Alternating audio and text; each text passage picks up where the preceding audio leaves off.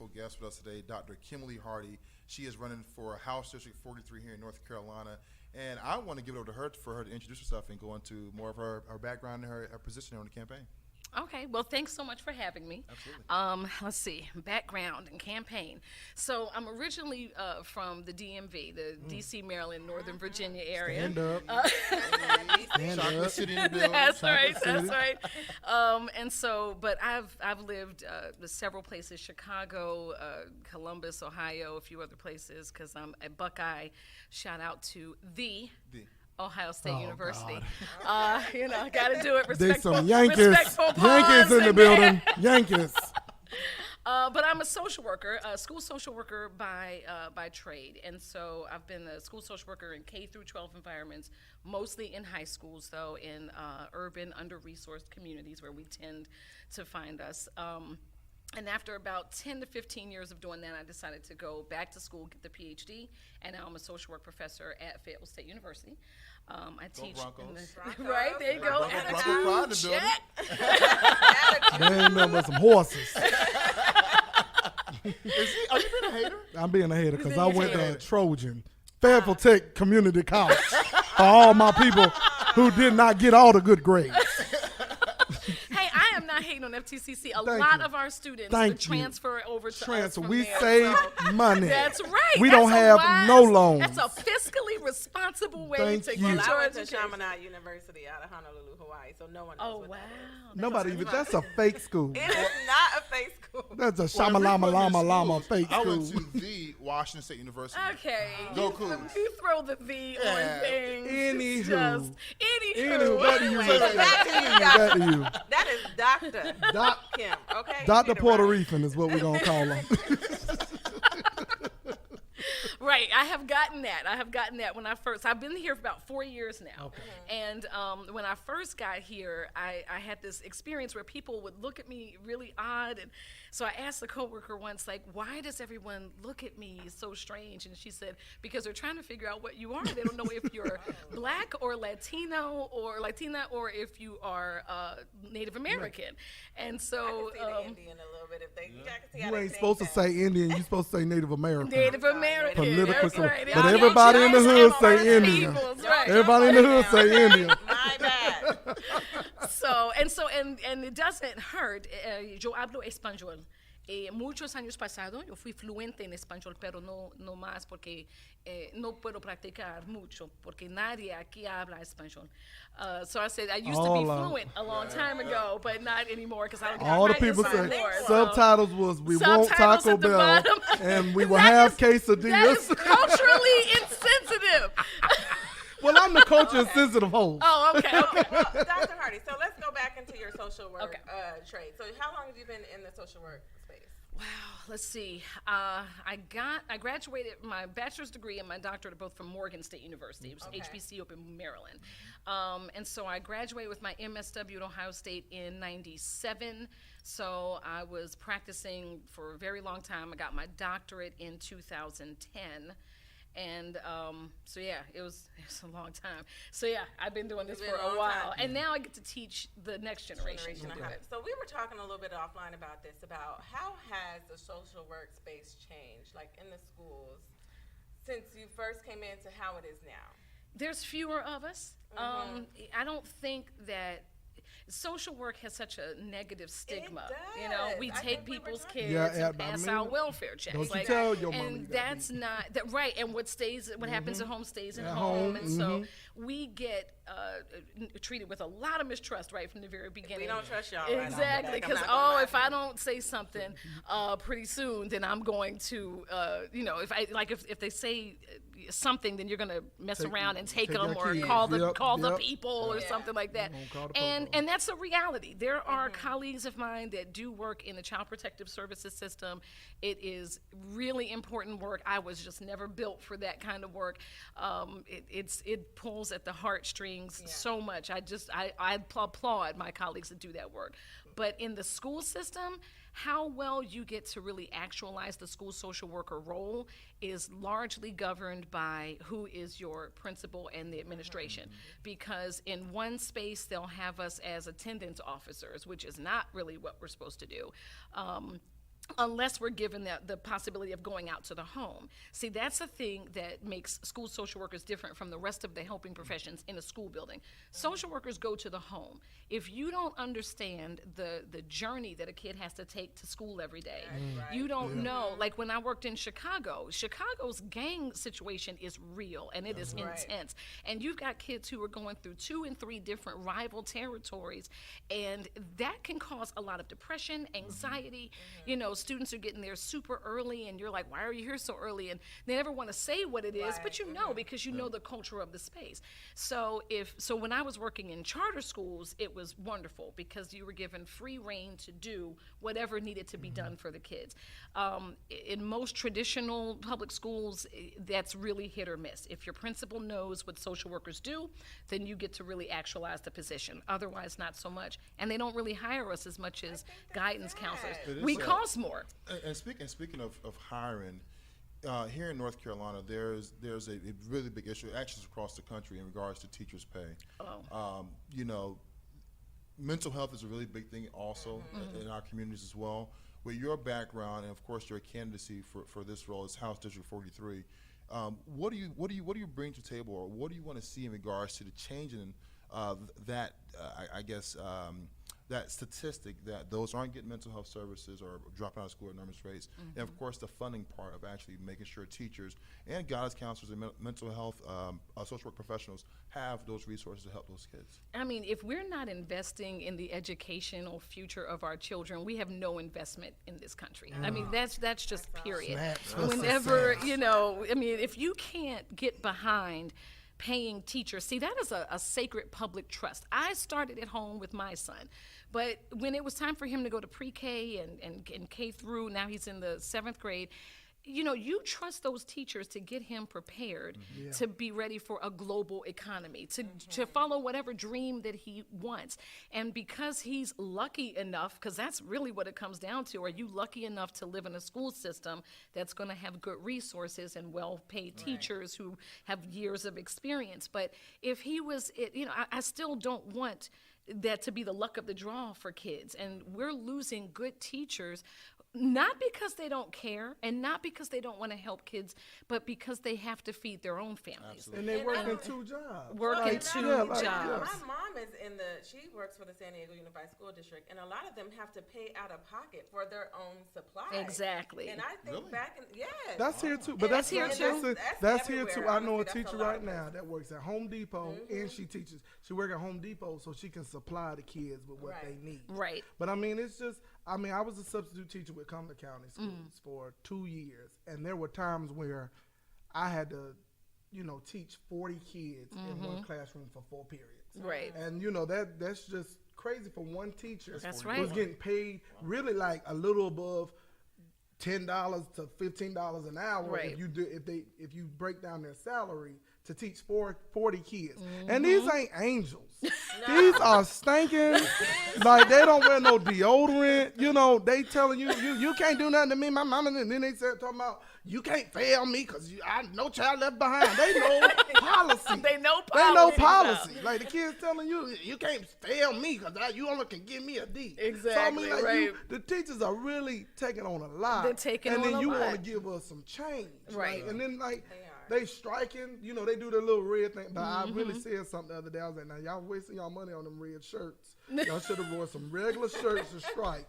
Now Red you say for you ain't got Ed. no money, but you buying red. I don't think it costs that much. The statement it's making is a bigger statement. So I'm going to circle back because I think we touched on something that's really important about how social workers are underutilized. And I really think it's because a lot of the community out there doesn't know how they're being used. Exactly. Or how to use that particular service.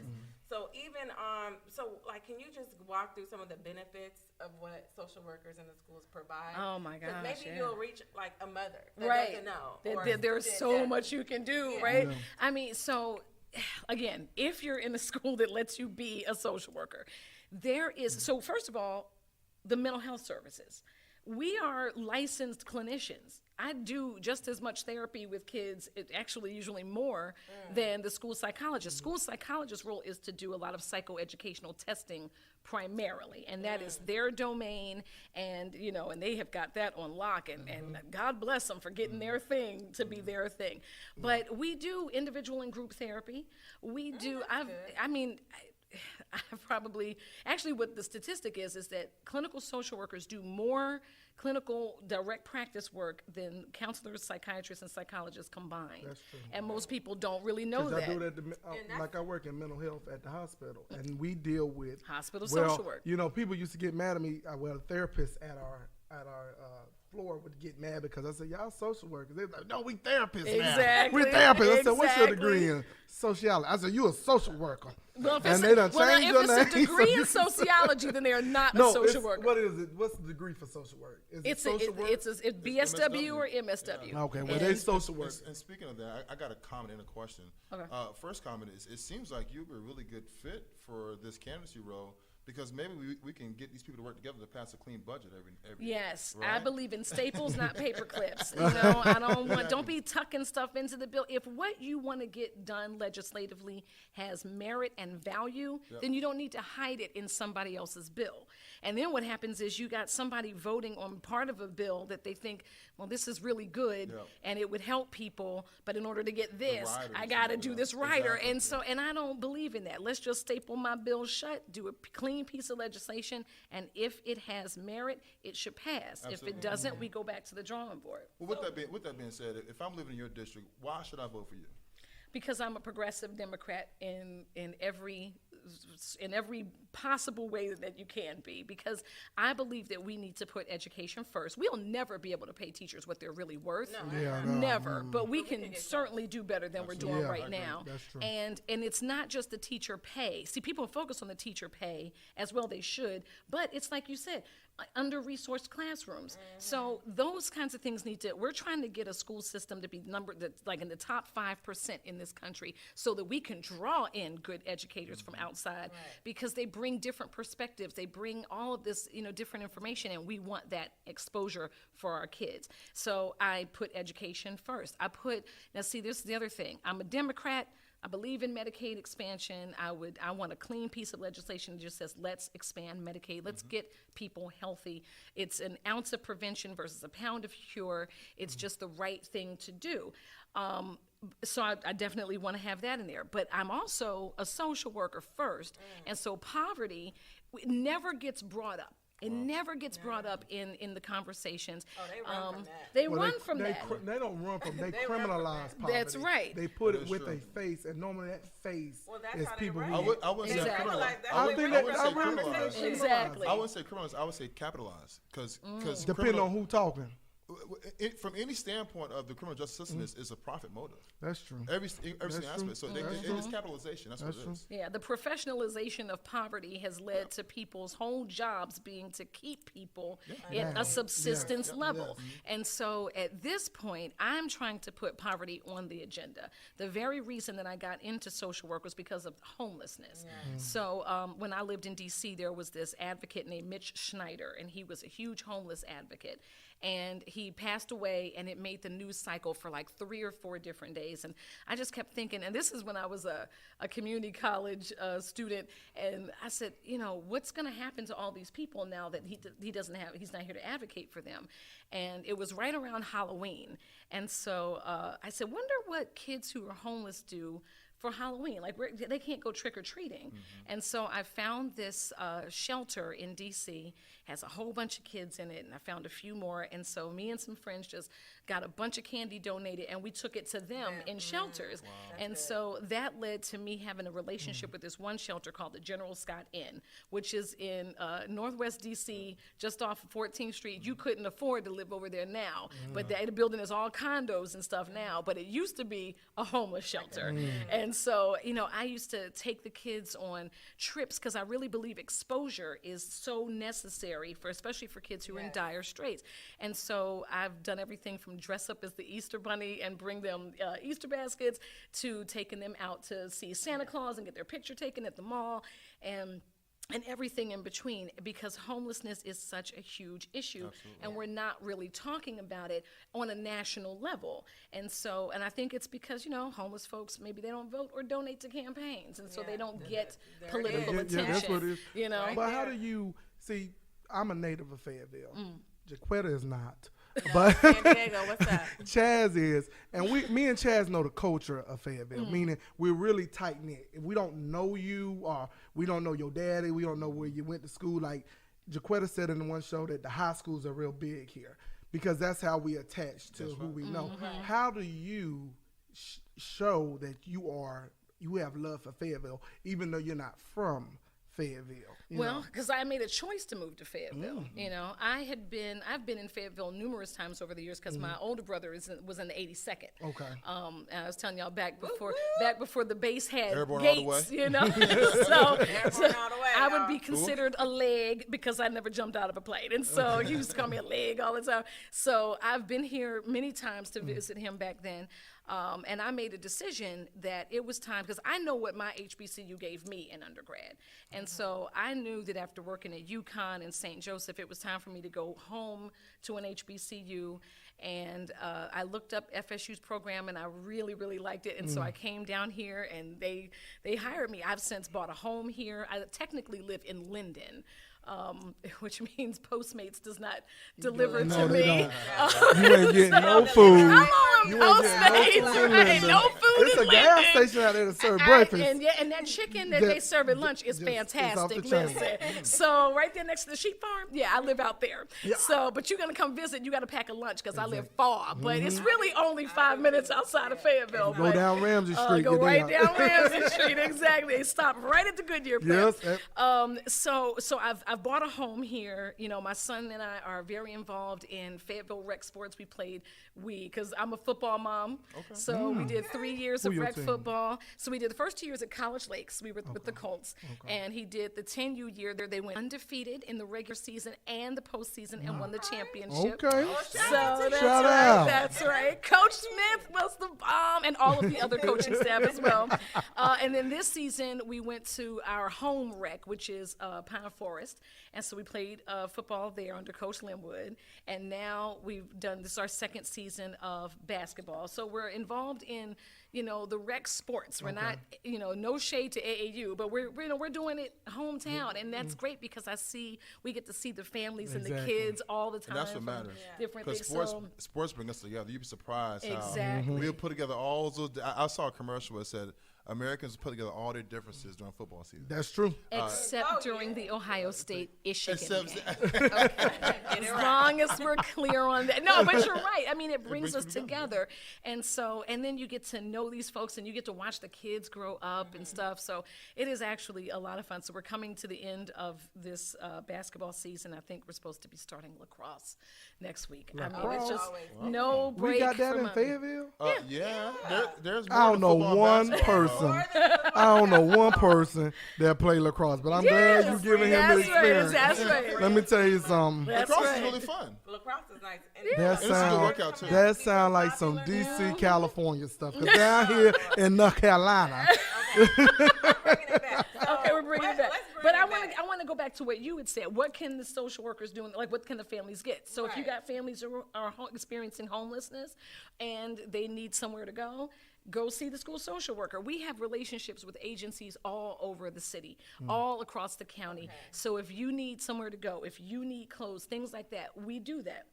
I know that there are social workers in the schools who have started their own food pantries, their own clothing closets, so that they can make sure that the kids have what they need. As a matter of fact, there's a colleague of mine, and she actually gets like the Tide Pods because their school is connected to a rec, and the parents are able to wash 2 loads of clothes each day for free. And you'd be surprised how important that is. I remember one time having a kid come to the school I was working in Baltimore, and just really being grumpy, finally got thrown out of the class. I see the kid, she's got her hat on, and it was a Voc Tech school, and so that'll be important to the story in a second. So she's got her hat on, and her clothes smell a little musty, and I'm like, well, what's going on? And they had to move overnight. And so mom took all the clothes out of the wash, put them in a trash bag. And so now they're musty. So the kids are teasing. She can't do her hair. So fortunately, the school, being a vocational technical school, had a hair salon in there for the kids that are learning how to do hair. And so we went upstairs and we were like, can you? And so she got her hair together. They washed the towels and stuff. We washed her clothes for her. And she was able to go back to the classroom. And then I could reach out to mom and say, what do you need?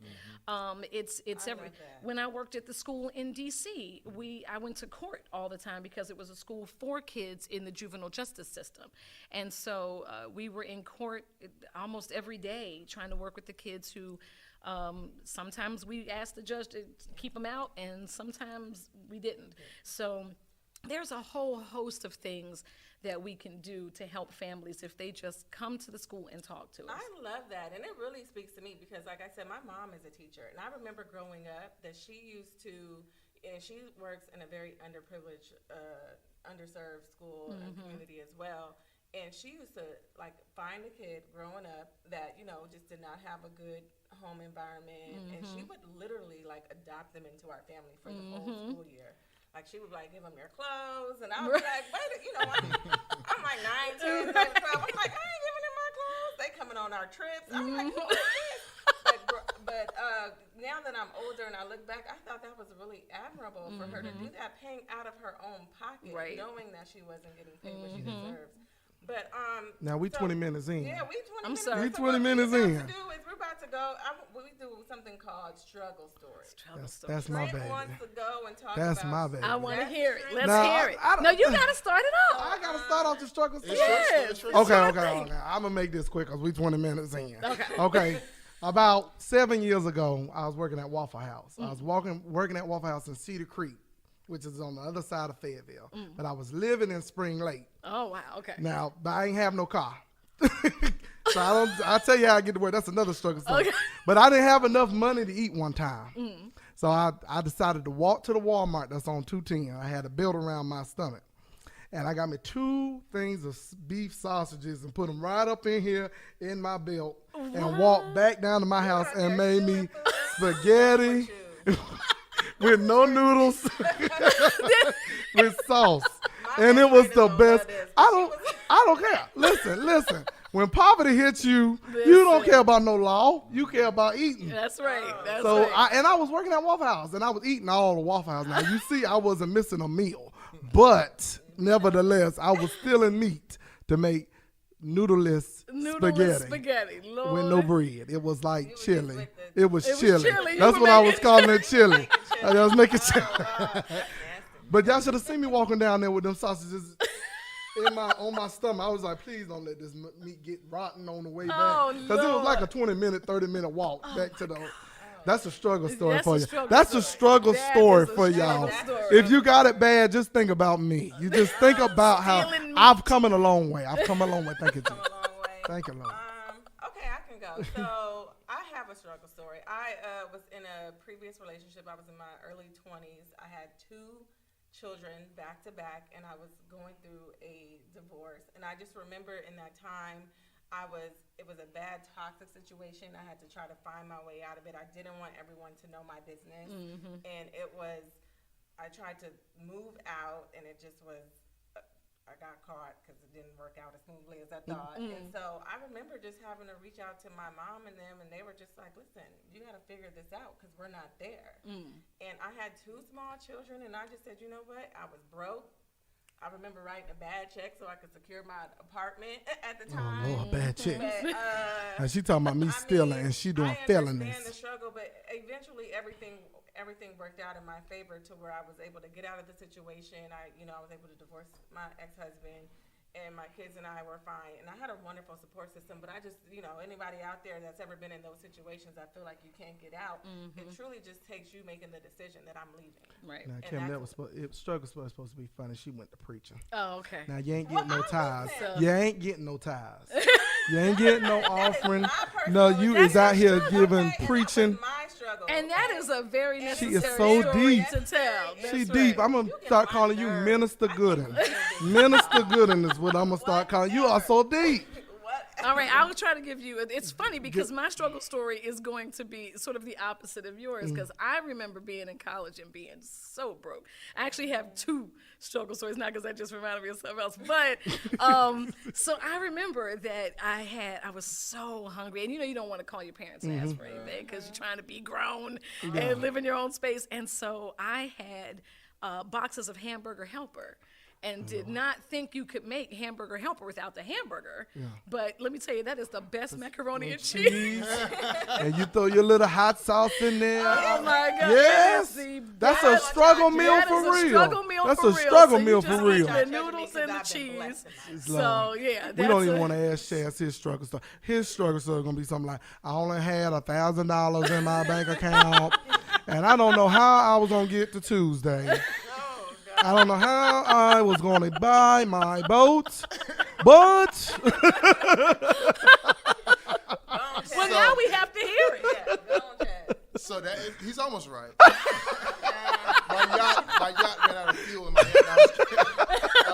No, seriously. So, to those of you that serve in the military, you remember Armed Forces Bank, right? Mm-hmm. Armed Forces Bank will let you pretty much overdraft your account until your next paycheck. Oh. Yeah. So that was the lick, right? So I got caught in a bad time. You know how you spend your money, you say, okay, I got like 3 more days until payday hit. Oh yeah. But in the military, we get paid 2 days early, so you can spend about 3 days ahead. So. You didn't calculate. It's a whole calculus. It was It's a struggle calculator. So carry the one. What had happened was, oh Lord, I was in Germany and I was coming back to the United States to visit my family. And I was negative, I think $1,600. That was my next check, something like that. I was negative, but I knew my check was coming in, so I'd have been good. The bank your whole check. Right. But you understand, at the time I'm guilty of it. At the time I was not married, but my girlfriend at the time, which became my wife, was pregnant, and I was taking care of her finances and my finances, and so I was a single soldier taking care of basically 3 houses, my mama's house too, 3 houses, and. So long story short, I caught a MAC flight from Germany, which are free for service members at the time. I caught a MAC flight from Germany to McGuire, to New Jersey. And I was going to take a Greyhound from there to Fort Bragg and see my family in Fayetteville, which my daughter was here, my mom, everybody else. Long story short, I'm pushing the limit. I got my ticket, everything I needed, food and everything. And I get the Greyhound, and the Armed Forces Bank declined me. And I was like, I met my limit. I'm like, well past it. So I'm thinking like, oh, man, I'm stuck up here in New Jersey. It's where I'm from originally, but my people are going to kill me because they don't have the means to go to get me from New Jersey. And so I'm walking around the airport, around the Greyhound station like, man, I hope something come through. Ticket's like $89. Do you know this guy? Came up to me and said, thank you for your service. Are you coming or going? And I was like, I'm going. Because, I was coming back from Germany. He was asking, was I going to Iraq? And this was right before I deployed to Iraq. So I was like, I'm about to go tomorrow, actually, man. I'm scared. He was like, I'm alive. And so he gave me $100. And he said, thank you for your service. Wow. And I said, sir, I don't want your money. He says, no. My dad, he served in World War II. What you guys are going through is outrageous, blah, blah, blah. You don't know how he touched my heart. So wherever that guy is up in New Jersey, thank you to you. I was 21 years old and irresponsible with my money. And so I go straight to the counter. The ticket is $89 and some change. I had just enough. You got a sandwich. Just enough to get a sandwich. You got a sandwich. Hop on that Greyhound and get on to Fayetteville, and that check hit next morning. So now you know when people really want to take your money, they always say, "Nah, I don't want to do that to you, bro." And I was holding tight. Take the money. I was telling you don't want to offend him. I don't want to take it, but I'll tell you another struggle story. Another struggle story that we have. No, you get one struggle story an episode. One struggle that people have here is finding where to vote. So you live in District 43. That's good. I see what you did there. I see what he did. He put that in. See how they do it? So, and one thing we didn't ask her is what made her want to run. Okay, I will do it quickly. I'm sorry. What made me want to run? Your district and what made you want to run? So I'm House District 43, which is enormous now. It is. And it cuts across a lot of different demographics, which I actually think is good because then you're not in this sort of monolithic group think. You have to see how does this one piece of legislation affect people across a swath of different communities. So that's what that is. We want you to go vote at Smith Rec. Please go to Smith Rec to vote. What's the address there if I don't know where Smithwick is. Langdon Street. Langdon Street, right? Yeah, it's right across the street from right- the university. yeah. Gotcha. Okay, Yep. Fayetteville State, Langdon right? Street. Yeah, Fayetteville State. Langdon Street. The university. See, Exactly. look at that. We'll make sure we clear for Yeah, everybody. clarify that, you know. And I wanted to run because I just was seeing so much stuff happening at the legislative level that I thought a social worker would be really good for this. I'm constantly telling my students, if you want to make sustainable change, significant change, you have to do it at the macro level, policy That's level. what's So I'm trying to make change for my community. I mean, I want to live in a community that I feel like I can thrive in, my family and friends can thrive in, and I think the best way to ensure that is to be the person sitting at the table making those decisions. And you so genuine. Like, you've been the same way. Yeah. I met you at the inaugurational night that Chad threw. That was fun. And you were, like, the same way you are now is the same way you were then. So I don't know if You love good people. you. Yeah, you good people, She man. good people. She Yeah, good we people. always want them to come back. All right, let's Oh, go ahead. thank you Let's so go ahead and much. do our inspirational Let's do quote. Our quote. inspiration. But thank you for coming. We really Thanks for enjoyed having you. This was me. Absolutely. fun. Yes, it Yeah, was. Thank very you fun. so We much. ended on a quote. Okay. Because you are our guest, you can Minister go ahead. Gooden. And, Okay, I go have ahead. my quote. Give it to the people. My quote is, if something can be learned, you can learn it. All right. Yeah, I teach the research methods class. My social work students are always so anxious, but I tell them, if something can be learned, you can learn this. You have the ability to do this. You are not any more or less smart than anybody else. So if something can be learned, you can learn it. Okay. Amen. So I failed y'all the last couple of times, but I'm gonna bring it You today. fail every time.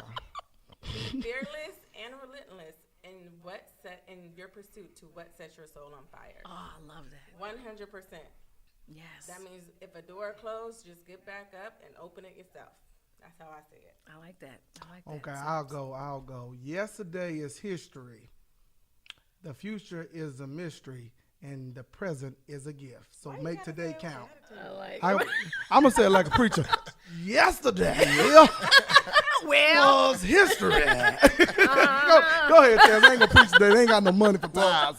Like, once again, we have a wonderful candidate with us, and we thank my her for her God, the time. quote. For her time, and because she is a candidate, my quote today is: "Speak up for those that can't speak for themselves." yes. That's what you vote for people for. You vote for folks that want to speak up for those that can't speak for themselves. So thank you once again Thank for y'all. tuning in. We really appreciate it. Like, comment, share, subscribe, and of course engage and ask questions. Thank you so much. Bye, y'all. See y'all out. Remember, Deuces. it's all us.